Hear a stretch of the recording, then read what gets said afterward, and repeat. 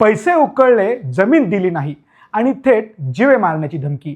आमदाराच्या जावयासह जानकरांची कोट्यावधींची फसवणूक.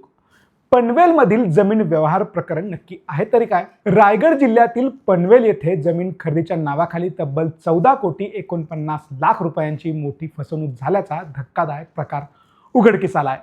गंगाखेडचे आमदार डॉक्टर रत्नाकर गुट्टे यांचे जावई राजेभाऊ फड आणि रासपचे राष्ट्रीय अध्यक्ष तथा माजी मंत्री महादेव जानकर यांची ही फसवणूक झाली असून या प्रकरणी मुंबईतील 4 जणांविरुद्ध गंगाखेड पोलीस ठाण्यात गुन्हा दाखल करण्यात आला आहे. नेमकं प्रकरण काय पाहूयात.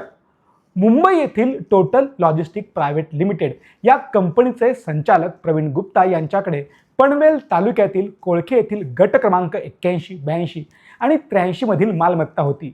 या 97.10 गुंठे जमिनीवर 5 वेअरहाऊस आणि एक साडीचे दुकान असून कंपनीचे कर्ज फेडण्यासाठी ही मालमत्ता विक्रीसाठी काढण्यात आली होती. दलाल चेतन यांच्या माध्यमातून राजेभाऊ फड यांची ओळख प्रवीण गुप्ता यांच्याशी झाली. या मालमत्तेचे 3 हिस्से करण्याचे ठरले होते, ज्यामध्ये एक हिस्सा महादेव जानकर आणि दुसरा हिस्सा राजेभाऊ फड यांना मिळणार होता. माजी मंत्र्यांच्या निवासस्थानी झाली होती बैठक. ही मालमत्ता विक्री करण्यासाठी कंपनीचे संचालक प्रवीण गुप्ता यांनी महादेव जानकर यांच्या निवासस्थानी बैठक घेतली होती. या व्यवहारादरम्यान आमदार रत्नाकर गुट्टे हे देखील साक्षीदार म्हणून उपस्थित होते. 15 जानेवारी 2025 ते 21 एप्रिल 2025 या कालावधीत मुंबईत तसेच आमदार रत्नाकर गुट्टे यांच्या फार्म हाऊसवर RTGS, धनादेश आणि रोखीच्या माध्यमातून एकूण 14,49,85,975 रुपये सुपूर्द करण्यात आले. शेवटची 1 कोटी रुपयांची रक्कम महादेव जानकर यांच्या घरातच दिल्याचं फिर्यादीत नमूद करण्यात आलंय. फसवणूक आणि जीवे मारण्याची धमकी. एवढी मोठी रक्कम घेऊनही आरोपींनी जमिनीचे खरेदीखत किंवा फेरफार करू दिली नाही. उलट पक्षी जेव्हा राजेभाऊ फड यांनी विचारणा केली तेव्हा प्रवीण गुप्ता यांनी व्यवहार विसरून जा, परत फोन केला तर तुझी हत्या होईल, जीव प्यारा असेल तर माझ्या नादी लागू नको, अशा शब्दात थेट जीवे मारण्याची धमकीच दिली. तसेच ठरल्यानुसार लॉजिस्टिक कंपनीचे 1.5 कोटींचे समभाग आणि अन्य रक्कमही परत केलीच नाही. या संपूर्ण प्रकरणावर महादेव जानकर यांची बाजू जाणून घेण्याचा लेट्सअपने प्रयत्न केला असता ते म्हणाले, जानकर साहेब, नेमकी काय आरोप आहेत आणि कशा प्रकारचा व्यवहार झाला होता? एक लक्षात ठेवा की प्रवीण गुप्ता आणि राजाभाऊ फड या दोघांचा व्यवहार झालेला आहे. त्या मध्यस्थीत मी स्वतः होतो तिथं.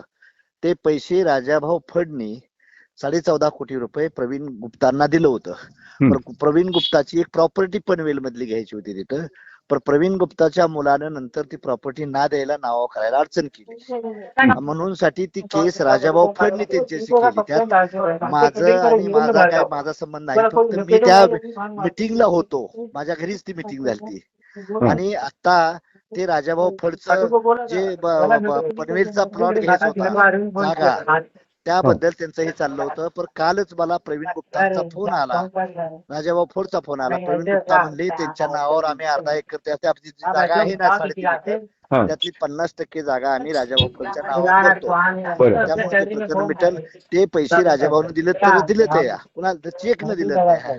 विशेष म्हणजे राजाभाऊ हा जो व्यवहार होता, राजाभाऊ फड यांना जमीन विकत घ्यायची होती. हा गुप्ताची जमीन होती आणि ती राजाभाऊ फडने घेतली होती आणि ती माझ्या देखत व्यवहार झालता. मी आणि राजाभाऊने पैसे चेक न दिलेले आहेत त्यांना. आणि ते परत त्यांच्या मुलाचं, गुप्ताचं आणि मुलाचं काहीतरी झाल्यामुळे ते थांबलं होतं. पण काल त्यांनी सांगितलं की आम्ही 50% राजाभाऊच्या नावावर द्यायला तयार आहे. हा बी झालेला व्यवहार. मी होतो, महादेव जानकरचा काही त्यात संबंध नाही. तुम्ही मध्यस्थी होता या सगळ्या प्रकरणात? मी माझ्याच घरी मिटिंग झाली ही प्रवीण गुप्ताची आणि राजाभाऊ फडची. मी मध्यस्थी होतो. पण ते व्यवहार राजाभाऊ फडचं पैसे आणि प्रॉपर्टी कुणाची गुप्ताची होती. त्या दोघांचा तुम्ही अशा प्रकारचं चुकीचं काम केलं असं काही बातमी येत आहेत? नाही, चूक आहे ती. माझा काही संबंध नाही. उलट आणि आता ते परत प्रवीण गुप्तानी सांगितलं की आम्ही लिहून द्यायला, त्याची प्रॉपर्टी द्यायला तयार आहे. झालेलं आहे त्यात. ओके, धन्यवाद. थँक्यू. पोलिसात गुन्हा दाखल. राजेभाऊ फड यांच्या फिर्यादीवरून गंगाखेड पोलीस ठाण्यात टोटल लॉजिस्टिक प्रायव्हेट लिमिटेडचे संचालक प्रवीण गुप्ता, त्यांची पत्नी मंजू गुप्ता, मुलगा अंकित गुप्ता आणि सून संजना गुप्ता यांच्या विरोधात विश्वासघात आणि फसवणुकीचा गुन्हा दाखल करण्यात आला आहे. या प्रकरणाचा पुढील तपास पोलीस निरीक्षक श्रीकांत डोंगरे करत आहे. या प्रकरणाबद्दल तुमची प्रतिक्रिया आम्हाला कॉमेंट करून नक्की सांगा.